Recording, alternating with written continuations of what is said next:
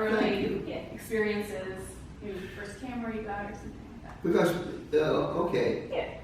my name is Buford Smith. I was born in Cincinnati, Ohio, and I got interested in photography in the early 60s. I saw an ad in a photography magazine by, it was an ad of Morris H. Jaffe, and he had a camera, I think it was a Nikon, and it said advanced focus shoot.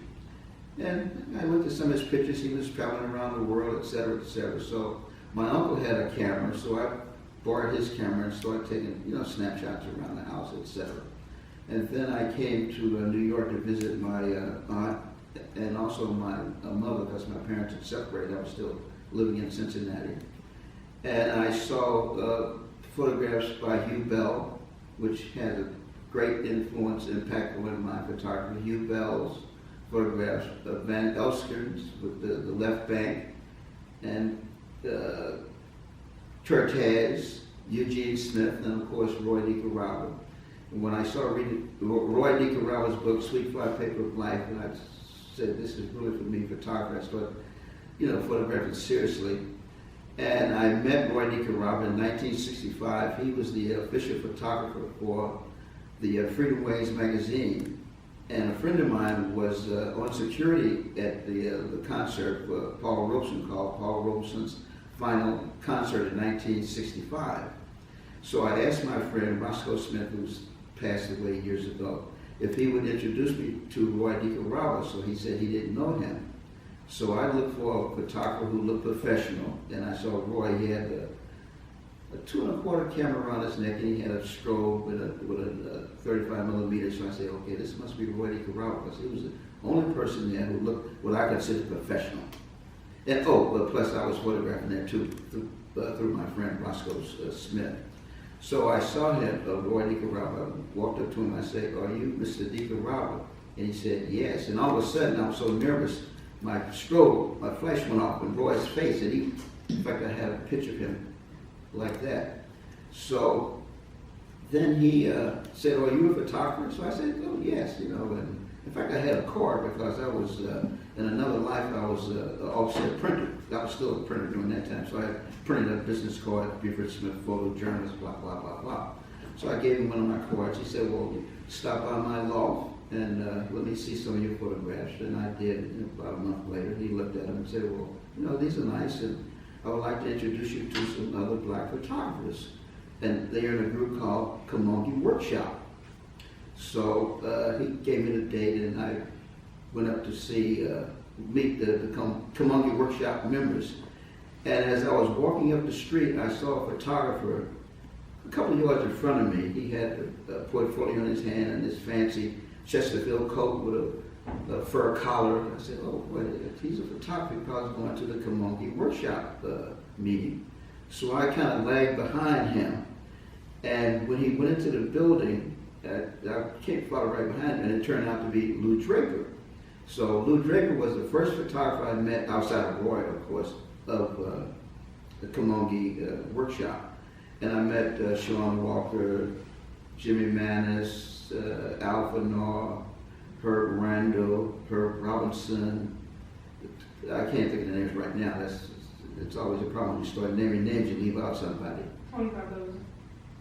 Thank you, Toni Barbosa. Well, I didn't meet Toni until years later. I knew he was a member, but I didn't meet him during the first 2 years of Kamoinge. He left. I think he was in the service, right? And he came back. Sean can fill in those blanks. We won't worry about it. Right. Hope you're doing an excellent job in editing this now. She will. Okay, and the other thing now, the steps forward. Okay, yeah. Now with Kamoinge, I showed some of my photographs. They didn't particularly care for them. In fact, I remember Ernie Dunkley. He took them very arrogantly, threw them on the table. Said, come on, this is, you got to bring us better work than this. So I went out and photographed other pictures, other images, rather, and I came back, and they said, okay, so I became a member of Kamoinge. And the day that they elected me a member of Kamoinge, that was the day that Roy DeCarava resigned. I was stunned. And Roy, won't get into detail on that. Sean others can fill in on that.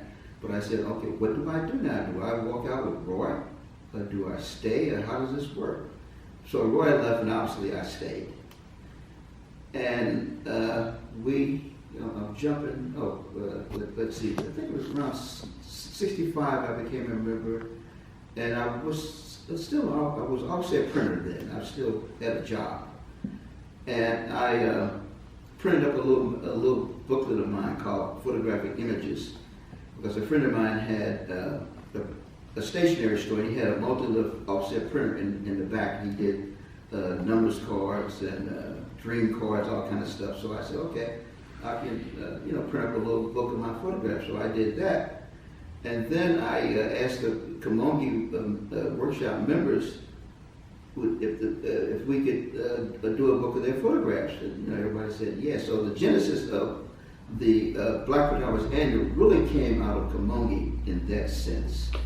That Sean Walker, Jimmy Manis, and who was on the list, I came up with the figure of like $10 or $12 each that would pay for the negatives and the paper that I would print the book at my friend's stationery store.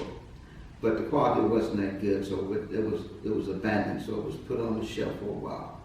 Then Jimmy Manis opened up a production company called Jammy Productions out in Brooklyn. It was a loft about 3 times the size of this. And Jimmy was into making films, and in fact, he was before Spike Lee. And he made a documentary on Tom Felix, which I was a cameraman for. And he also was doing screen posters, silkscreen posters of Black Power, images of the Carlos raising the fist and so forth, so on. So Jimmy was taking these posters around colleges and so forth, and he was selling. But then the Black Power movement kind of died out as far as the posters went. So I said, well, you know what, Jimmy, since that's let's try to do the Black Photographers Annual that I originally suggested with the group, because I still had some images of Sean Walker's and Alpha Nor and Lou Draper's. So he said, okay, yeah, I'll take the book around. So what I did was I made a little sketch of which I gave you a sample. So Jimmy mentioned it to a couple, because Jimmy was always good to in eliciting money. I just can't ask for money. I can't do it. Not that I don't want to pay it back. But Jimmy was good at getting funds. So he said, okay, I'll see if I can get the money. So we went around and people saying, well, you don't have enough photographers. You only have New York photographers. So I said, okay, yeah, we got to branch out. But first we had to get the money. And a friend of mine who owned the printing shop, the stationery store, he said, well, I know someone who could possibly, back the Black Photographers Annual. So I said, okay. So we met, the man was named, I won't mention his name now, but he eventually died in prison because he was a hustler kind of guy. So he said, well, I could give you $10,000. This was back in '69, yeah. He said, yeah, I could give you $10,000, but you guys, me and Jimmy, would have to do some pornographic movies for me. That way you get the, we definitely wanted to see the girls, but, we said, no, we can't get into pornography at this stage, we can't. So that was squashed. So the Black Photographers Annual was put on the shelf. So along came Joe Crawford. Joe Crawford and I became very close friends. In fact, he was my dear friend. He's passed now. He died in 1995. But so Joe said, Buford, if I came up with the money, are you willing to do the Black Photographers Annual? So I said, oh yeah, great, Joe, if you can come up with the money. So I gave Joe a lot of the images and information and so forth and so on. So Joe got the money to do the Black Photographers Annual. Jimmy went to Guyana, and Jammy Productions, that place folded. So that's how Jimmy became the co-founder of the Black Photographers Annual in that sense. So Joe got the money for the annual, and the rest is history. And I would say if it weren't for Joe Crawford, the Black Photographers Annual would not exist. I would say that. And we did 4 volumes, and we called it the annual, but we knew that we couldn't possibly do it every year. But people didn't really tune in on that. And it was the first book that came out of so many Black photographers and quality work. because nobody was being published like we published the photographers in the Black Photographers Annual. There was a book out called Black Creations that did excellent photography. It was put out by New York University, but nothing was like the Black Photographers Annual, then or now, with different images because when the media or the establishment or whatever think of black photographers, they only think of jazz musicians, churches, the ghetto, etc., which is nothing wrong with it, because I photographed it and continue to do that, but I photograph other things too. So as Sean Walker, Alpha Nord, and Herb Robinson, and so many other photographers in the group. So the first volume, I say, was a masterpiece because we had so many different images. At abstract, the church people, the jazz musicians, so we did the whole gamut. So no one could say, not that we were trying to prove anything to a certain extent, that we're all over. We're not just in the ghetto sort of images. So that's why I say that first one was a masterpiece, and the other ones were masterpieces also in a certain sense. And we discontinued, I want to say this on record, the Black Photographers Annual was discontinued not because of lack of funds. The last volume we did reach out to the National Endowment for the Arts. We got money for that because Joe was financing it before, through money through friends, etc. But when we got to the second volume, or the third, I told Joe that I said, we have a problem.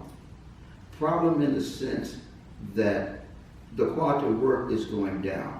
Because during that period, in the 60s, the 70s, there weren't that many black photographers out there doing quality work that we felt were doing quality work. So I told Joe that we can't continue. Like he said, yeah, you're right. So the volume number 4 was our cutoff period. If you notice, that volume was kind of slim. It was with portfolios, etc.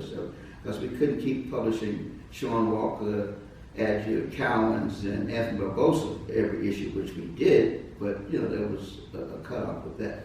Now I kind of jump back to the editing. The editing was done by myself, Joe Walker, and Joe Crawford, and also we got Sean Walker. And the first volume editors were, Vance Allen, Sean Walker. Was Lou Draper an editor?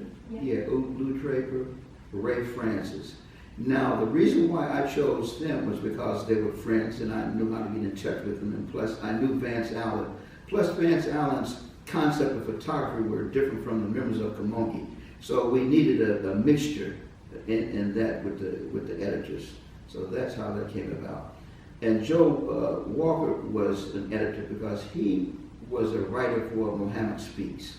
So he did the writing for the annual, and Joe Crawford did some writing also. And Vernon Grant was our first art director. And with the third volume, I had a little problem with Vernon. I told him we should improve, make the type larger, a little bolder. It's nice, sophisticated type, but we should make it bolder. And he said, no, if you make it bolder, we will. So we got into a big argument with that. And that was the first time that Joe Crawford and I had differences about the annual. He said, well, Buford, because I figured I knew about type, and I still feel I knew about type. I knew about Milton Glaser and so forth and so on. So I told him, hey, bring this type, make it strong. It's nice and sophisticated. It looks nice, but make it bolder. And he said it could be done. So I told him it could be done. So me and him was going back and forth. So Joe stepped in and said, well, Buford, you do it yourself then. So I'm involved in so much stuff. I didn't have a drawing board, and I couldn't have done it. So I said, okay, I won't do it, but I can get somebody else who can. And that's when I got in touch with Ed Towles. He was the art director of Black Enterprise. So Ed Towles, he was the art director for the last volume of the Black Photographers Annual. Volume 4. Volume 4, thank you. Because it's a very different design for volume. Yes, it was a totally different design. So, to go back to the literary connections, Toni Morrison wrote. Thank you. Yes, tell me a little bit about how those connections came about. Thank you. Now, with the Black Photographers Annual, my job was only to oversee the printing and pick out basically the photographs, do my editing thing with the help of Sean Walker, of course. And as I said, I was an offset printer, so I would go down to Rappaport's when it was being printed. And when they see me coming, they say, okay, here comes Mr. Densitometer, because I didn't need a densitometer to look at the dots, and in fact, I caught a couple of errors with the annual. And once the bindery was, they bound the book upside down, and I would go through the books in different cases and just spot checking. I saw them, so I think they're bound maybe 3, maybe 1,000, but anyhow, I can't recall. I don't want to start embellishing. But now, getting back to your original question was, I had nothing to do with the Toni Morrison. That was Joe Walker, because as I said, he was a writer for Mohammed Speaks, so he knew writers, etc., etc. I recommended Clayton Rowley, because I loved his writing. I recommended Clayton Rowley. But Toni Morrison, that was done through Joe Walker. And also Gordon Parks was through Joe Walker. And also, I recommended Johnny Williams, because he's one of my favorite writers. And Joe Walker got in touch with him and followed up on that. And went to interviewed him. I was annoyed because he didn't take me, because I wanted to meet Johnny Williams, because I wanted to photograph him. But anyway, that's a sidebar. Now, Toni Morrison, Joe Walker got in touch with Toni Morrison, and she helped us a great deal in how to go through the maneuver, the whole publication and everything. And he got in touch with James Baldwin. So Toni Morrison, that's one of the things I was wondering, because she writes so personally about the, I mean, she's clearly studied the piece when she's writing the intro, so I had the sense that she didn't just write, but that she must have met with you guys and looked through before. She saw the photographs. Okay, so we'll get, okay. So in a little bit, I'll show you the works that, I can show you the thumbnails of the works that we're in the process of getting, but we'll get there in a minute. So, Are my 10 included? yeah, these are the ones we're in the process of getting. Well, that got past you, okay. Okay, but, so Toni, so yeah, just something, I mean, because obviously now she is a rock star. At the time, she had just published The Bluest Eye, and when it came out, Sula came out the same year. Her second novel came out the same year as the Black Photography Annual. So I'm just interested, and then also I talked with Angela Davis a little bit about the Black Photography Annual, because she came and gave a talk here, and she had all 3 volumes. She didn't know about the 4th volume, but she had all 3 volumes and knew Toni, and so I wondered whether Toni had played a role, Toni Morrison had played a role in the literary circles at the time of kind of letting people know about the annual. Oh, without a doubt. And in fact, she gave a book party for us, et cetera, et cetera. And that was Joe Walker's connection, Toni Morrison. And with Angela Davis, Joe Crawford knew Angela Davis. And we gave a benefit for Angela Davis later on, you know, doing the whole thing with Angela Davis. But I had nothing to do with any of that. My end was just the editing the photographs, getting in touch with photographers, etc., and behind the scenes stuff. So in other words, I'm innocent. but Toni Morrison threw a book party for the annual when it first came out. It was what happened with that was that's another. Well, I'm the only one who's standing now concerned with the annual is, you know, Toni Morrison could give you information on that. But I was out of town doing that whole thing. And Joe Walker, I don't know what happened with the publicity, but she did give a book party before the annual. So we can get to it later, but one of the photographs we're buying is your photograph of a free Angela Davis rally in Central Park in 1972. Oh, okay. Let's see, wait, I got lost with that. You had the image, but okay. Do you want? We can break it down. I can show you. So you know the image, the Lower East Side image that's upstairs in the show. We have the image, the woman in the doorway. That's 125th Street, and then these are the other these are the other 8. So, and 2 of them, you can see the top 2 here, were in the first volume of the annual. Oh, well, this wasn't in the annual, the photographs of the Angela Davis rally. No, just the first two photographs on the first page, right there, Oh, those this top is- two, those. Oh, I see. Those two thumbnails, those were both in the first volume. Oh, right. The rest of them weren't in the annual. Oh, okay. Those are the only ones that were. I got you. But you can review that if it's helpful.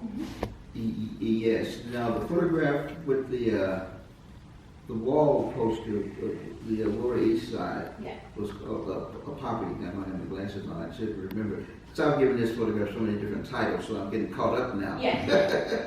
So we can review, you can just look at the pictures for a minute and then I can, well, we won't want the sheet in the film when we're talking about it, but that way you hum in your head what. Okay.